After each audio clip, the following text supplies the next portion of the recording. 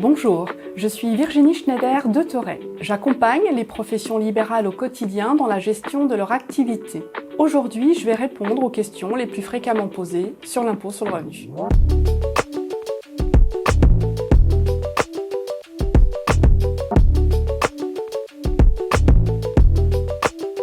La modification principale concerne le mode de perception de l'impôt sur le revenu. L'impôt est directement prélevé sur les revenus. C'est par exemple le cas des salariés, ou acquitté mensuellement ou trimestriellement par le biais d'un acompte. C'est le cas pour les revenus commerciaux par exemple. On parle de prélèvement à la source, et on est tous maintenant bien rodés sur le principe.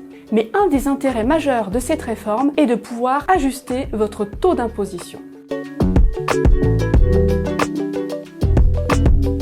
Le plus important, c'est d'adapter votre taux à votre revenu actuel. En cas de changement de situation familiale ou de variation de vos revenus à la hausse ou à la baisse, il est important de se poser la question du changement du taux de prélèvement à la source. Pour ce faire, rendez-vous dans votre espace particulier impôt.gouv.fr avec vos identifiants à la rubrique prélèvement à la source, puis dans Actualiser suite à une baisse ou une hausse de revenus. Vous pourrez ainsi saisir vos revenus prévisionnels de l'année en cours. Attention, pour que le changement de taux soit effectif, il faut qu'il y ait un différentiel de revenus de 10%.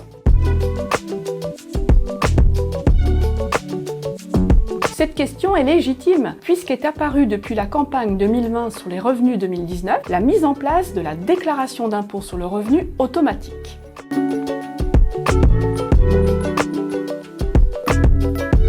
La déclaration automatique vise à dispenser certains foyers fiscaux du dépôt de leur déclaration de revenus dès lors que les informations pré-remplies et connues de l'administration sont justes et exhaustives. Si vous êtes concerné, vous recevrez une communication des impôts par mail au plus tard un mois avant la date limite, c'est-à-dire vers fin mars, mi-avril. Il est tout de même préférable de vérifier le montant des revenus pré-remplis. Si tout est correct, vous n'avez rien à faire, la déclaration est validée. Attention, si vous avez effectué des dépenses ouvrant droit à réduction et crédit d'impôt, comme les dons, frais de garde, emploi d'un salarié à domicile, celles-ci ne figurent pas dans votre déclaration automatique. Dans ce cas, vous devez compléter les informations présentées en déposant une déclaration en ligne de préférence ou papier. De la même manière, ceux qui reçoivent des revenus fonciers ou encore les revenus des travailleurs indépendants en sont pour le moment exclus.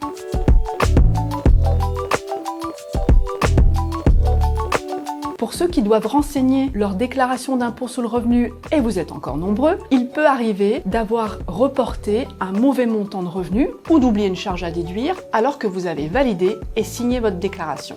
Dans ce cas, pas de panique. L'administration fiscale tolère de régulariser sa situation sans payer de pénalité.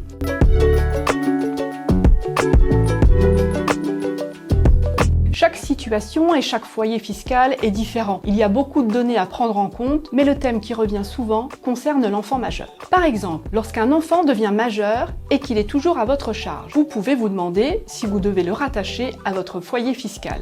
Il n'y a pas de réponse unique à cette question. Pour un enfant, la majorité est synonyme d'indépendance sur le plan fiscal, mais si l'enfant reste à votre charge, la fiscalité en tient compte. Vous avez alors le choix entre le rattachement de votre enfant à votre foyer fiscal sous certaines conditions et la déduction d'une pension alimentaire. C'est alors à vous de déterminer la solution la plus favorable en fonction de votre situation de famille et de vos revenus. Nous avons retenu aujourd'hui l'exemple de l'enfant à charge qui est majeur. D'autres sujets mériteraient également d'être présentés, comme les revenus fonciers ou les plus-values de cession de valeurs mobilières, par exemple.